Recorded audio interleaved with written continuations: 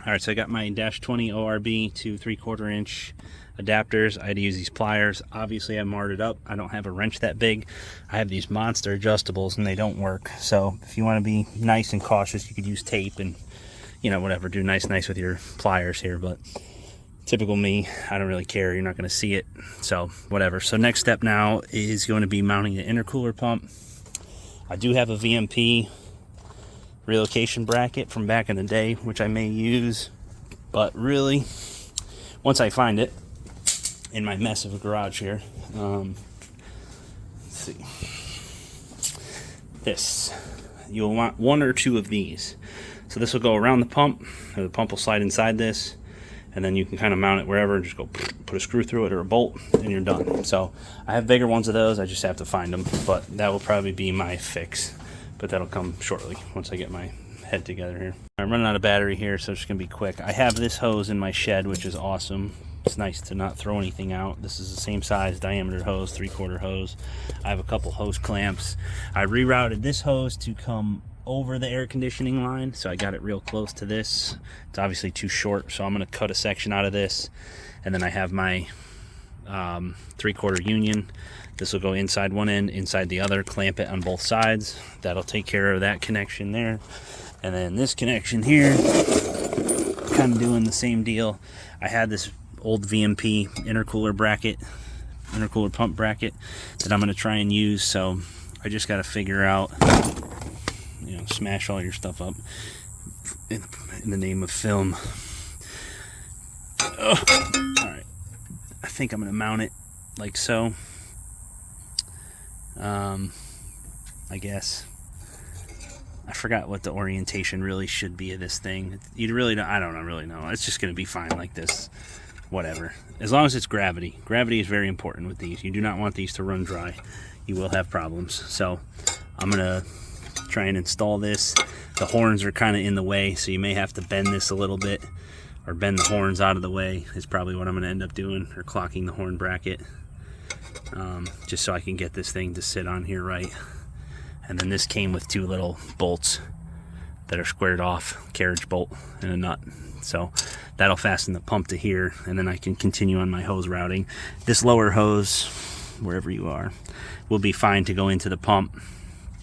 And then I'll cut another little section off of that to go from the pump to the bottom of the heat exchanger here. And that should do it. I did not lubricate these. You probably could, but these went in so clean, no story, so I'm not worried about it unless it leaks. I'll fill the system before I put the bumper back on to make sure everything is status quo. And we'll go from there. But this is it. And I will have to extend the intercooler pump wiring, I believe, because it falls short. So I'm going to see if there's some length in it, or if I reroute it, if it comes out under here, if I can make it reach. I'm pretty sure you could, because I never saw any of the old how-tos back in the day, and I think when I did this 10 years ago, I don't remember extending this. So I'm just going to see if I can, wherever this goes, if I can make it reach to the other side. So we'll see what happens there too.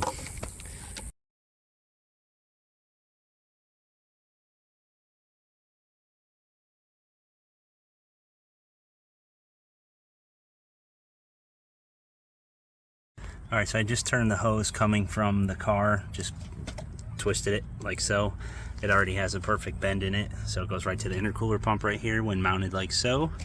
I tighten the carriage bolts. You can kind of move this thing, you know, as much as you want. It's this isn't bad for it necessarily. I'm not gonna say it's great, but whatever. It's not gonna go anywhere. If I really care, I might put another reinforcement on it or something like that. But again, zero flocks. I do need a 90, so I'm gonna do straight to a 90.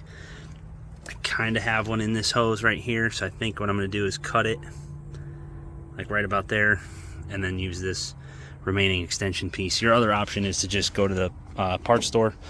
They sell Gates, Dayco, already pre-molded 90s and 3/4, because it's a common heater core hose size, so it's not the end of the world if you don't have a hose like this laying around at your house, which most of you don't. But so I'll just cut this, modify it, show you how it's done, and then that's it. I can fill the system, clamp it.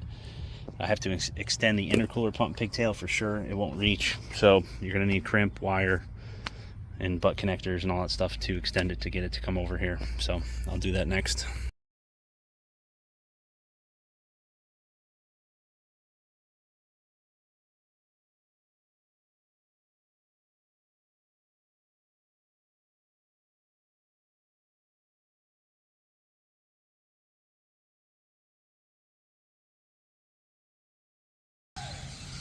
Here's my extension harness. Don't mind my retarded neighbor yelling, for the intercooler pump. So now this will reach. I'm going to run this underneath here, come up to the pump, and we will be done. Everything else is tight, as good as it's going to get, and that's that.